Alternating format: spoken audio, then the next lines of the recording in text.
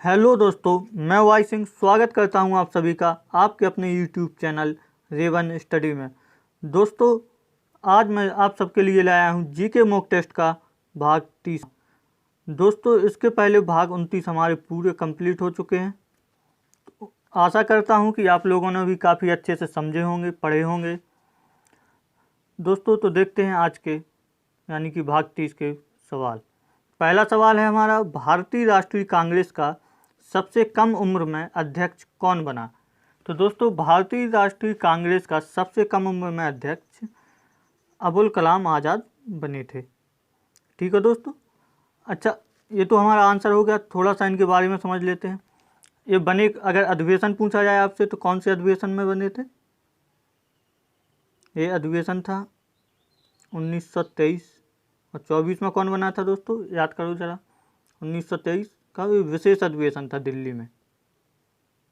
ठीक है दोस्तों, दिल्ली का विशेष अधिवेशन था। और इसके अलावा दूसरा फैक्ट इनका ये बनता है कि ये भारत के पहले शिक्षा मंत्री थे। तो शिक्षा दिवस भी इन्हीं के जन्म दिवस पर मनाया जाता है। इनका जन्म दिवस कब हुआ? जन्म दिवस क्या है दोस्तों? 11 नवंबर। ठीक है दोस्तों, 11 नवंबर 1888 को इनका जन्म होता है। और ये भारत के पहले शिक्षा मंत्री बने थे। इसीलिए इनके जन्म दिवस पर क्या मनाया जाता है दोस्तों? शिक्षा दिवस। ठीक है दोस्तों। अच्छा, अगर इनकी आयु पूछी जाए उस समय आयु कितनी थी इनकी? तो 35 वर्ष आयु थी। तो दोस्तों, इस तरह से हमारा ऑप्शन नंबर 20 सही हो जाएगा, यानी कि अबुल कलाम आज़ाद। इसका अगला सवाल देखते हैं। अच्छा, ये है मौलाना अबुल कलाम आज़ाद। ठीक है दोस्तों, यही है। देख लेते हैं अब अगला सवाल। अगला सवाल दिया हुआ है, निम्नलिखित में से किस अधिनियम को माउंटेग्यू चेम्सफोर्ड सुधार कहा जाता है? तो दोस्तों, एक आया था मार्ले मिंटो सुधार, और एक और दूसरा कौन आया है? ये कौन सा है? मॉन्टेग्यू चेम्सफोर्ड सुधार।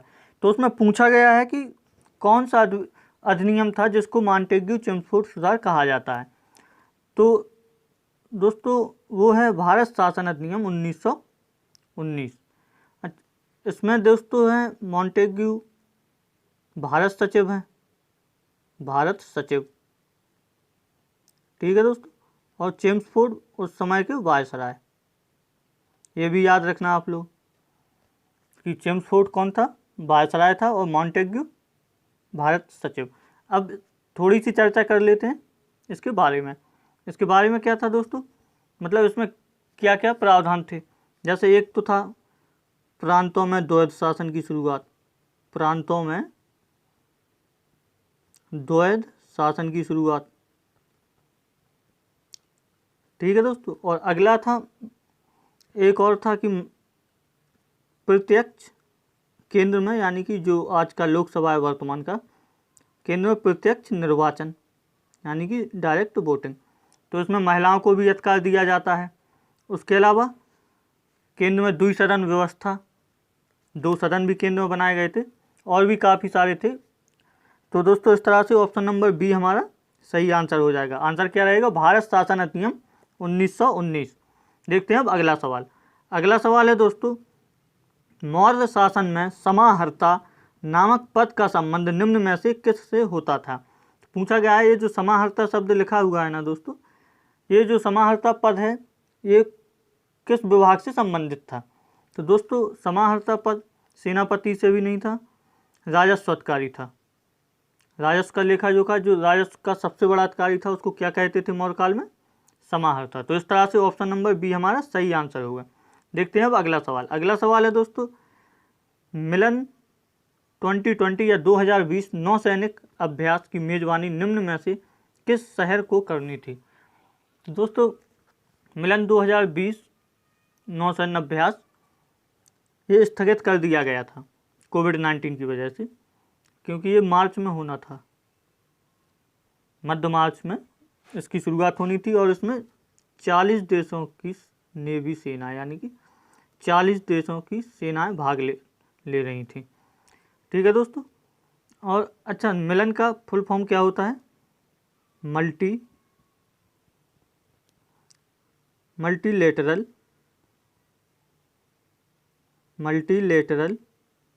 Naval exercise. ठीक है दोस्तों, मल्टीलेटरल नेवल एक्सरसाइज, ये मिलन का पूरा फुल फॉर्म हो जाएगा। अच्छा, अब सवाल में पूछा गया कि इसकी मेजबानी किस शहर को करनी थी, विशाखापट्टनम रहेगा उसका आंसर। विशाखापट्टनम कहाँ पे है दोस्तों, आंध्र प्रदेश में। ठीक है दोस्तों, तो इस तरह से ऑप्शन नंबर बी हमारा यानी कि विशाखापट्टनम बिल्कुल सही होगा। देखते हैं अब अगला सवाल। अगला सवाल है दोस्तों, अंडमान निकोबार द्वीप समूह में स्थित नील द्वीप को अब किस नाम से जाना जाएगा। तो दोस्तों नील द्वीप को अब किस नाम से जाना जाएगा, देख लेते हैं ऑप्शन। स्वराज द्वीप, ये मैं आपको पहले ही पढ़ा चुका हूँ। इसका पुराना नाम क्या था, कल या परसों के वीडियो में मैंने पढ़ाया था आपको, ये था हैवलॉक द्वीप। इसके बाद है सुभाष चंद्र बोस द्वीप, इसका नाम क्या था पुराना, रॉस द्वीप, मतलब ये दोनों तो हैं ही नहीं। इसके बाद है शहीद द्वीप, तो यही हमारा आंसर होगा। एक कौन सा द्वीप है, नील द्वीप। ठीक है दोस्तों, तो ये तीनों कहाँ पे हैं ये भी याद रखना, अंडमान और निकोबार में।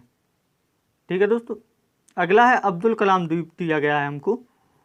तो अब्दुल कलाम द्वीप का पुराना नाम क्या है, व्हीलर द्वीप, और ये कहाँ पे है, ओडिशा में।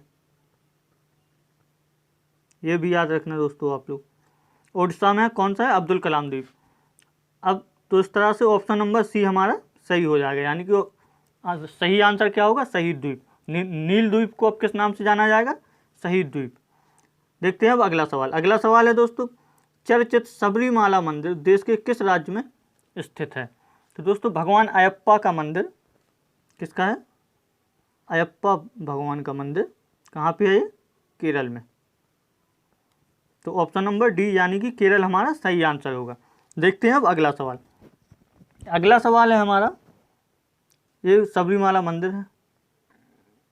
ठीक है दोस्तों, अगला सवाल हमारा क्या है, निम्नलिखित में से किस राज्य का संबंध कालबेलिया लोक नृत्य से है। तो दोस्तों कालबेलिया लोक नृत्य से संबंध किसका है, राजस्थान का। तो इस तरह से ऑप्शन नंबर डी हमारा सही आंसर होगा। देखते हैं अब अगला सवाल। अगला सवाल है, रानी झांसी मरीन नेशनल पार्क कहाँ पर स्थित है। तो दोस्तों रानी झांसी मरीन नेशनल पार्क कहाँ पे है, पूछा गया है सवाल में। ऑप्शन है उत्तराखंड, नहीं है। उत्तर प्रदेश, ये भी नहीं है। लक्षद्वीप समूह, ये भी नहीं है। अंडमान निकोबार द्वीप समूह, ये सही आंसर होगा। ये तो समझने वाली बात है, मरीन नेशनल पार्क अगर लिखा हुआ है तो उत्तराखंड और उत्तर प्रदेश तो हो ही नहीं सकता। क्यों नहीं हो सकता, क्योंकि ये समुद्री उद्यान है। मरीन का मतलब समुद्र, समुद्री उद्यान कहाँ पे होंगे, जहाँ पे समुद्र होगा। तो आखिरी के दो में से कहीं पे भी होगा। तो कहाँ पे है, अंडमान निकोबार द्वीप समूह। तो ऑप्शन नंबर डी हमारा सही आंसर होगा। देखते हैं अब अगला सवाल। अगला सवाल है, टिहरी बांध परियोजना किस नदी पर स्थित है। तो दोस्तों टिहरी बांध परियोजना है भागीरथी नदी पर दोस्तों। अच्छा, अगर ऑप्शन में भागीरथी नदी नहीं दिया हो तो आपको एक दूसरी नदी का नाम मिलेगा, जो छोटी नदी है। क्या नाम है उसका, भीलांगना नदी। ठीक है दोस्तों, ये इसके अलावा एक फैक्ट और है इसका कि टिहरी बांध परियोजना का दूसरा नाम क्या है टिहरी बांध का, तो वह स्वामी राम तीर्थ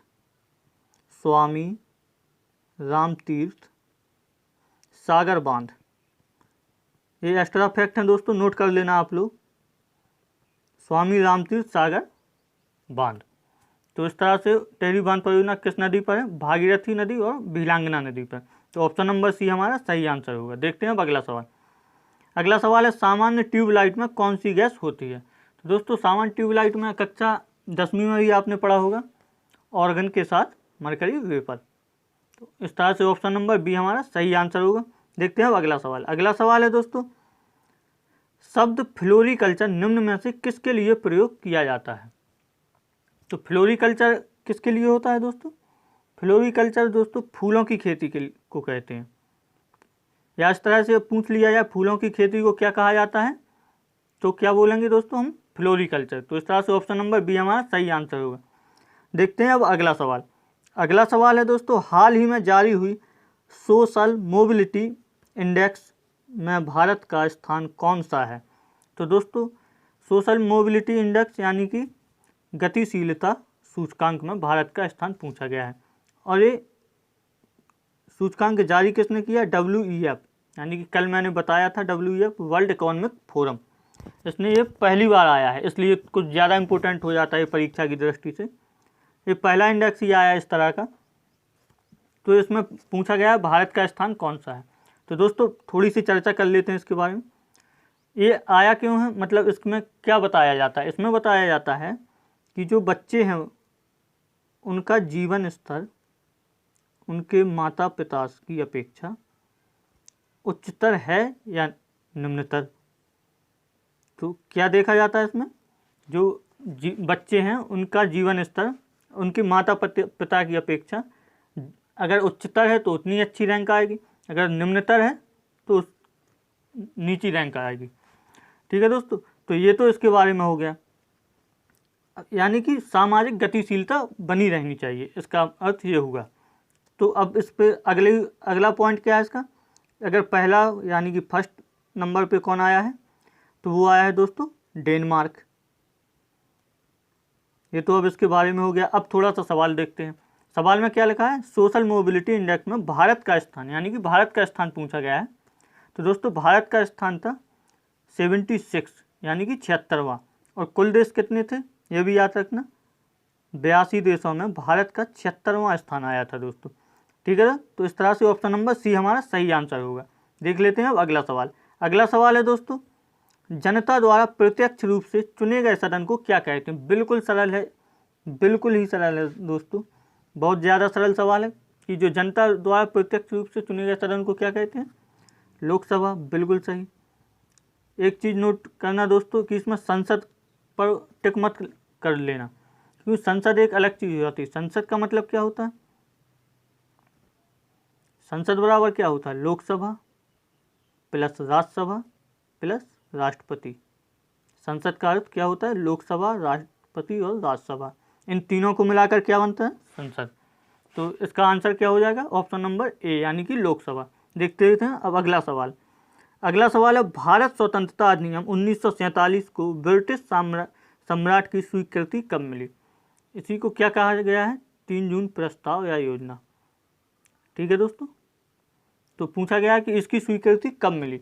4 जुलाई को ये आया, उसके बाद 15 जुलाई को लॉर्ड्स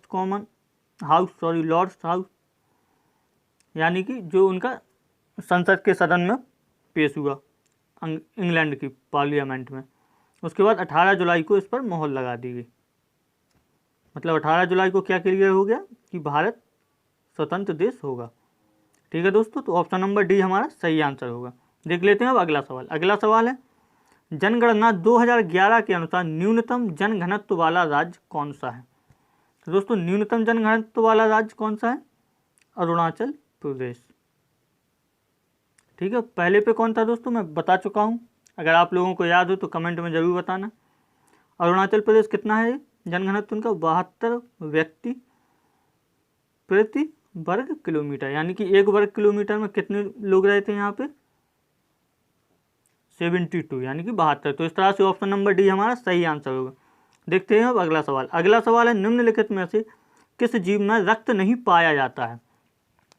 तो दोस्तों सीलेंटरेटा संघ या समूह के जीवों में रक्त नहीं होगा, तो वो कौन सा है?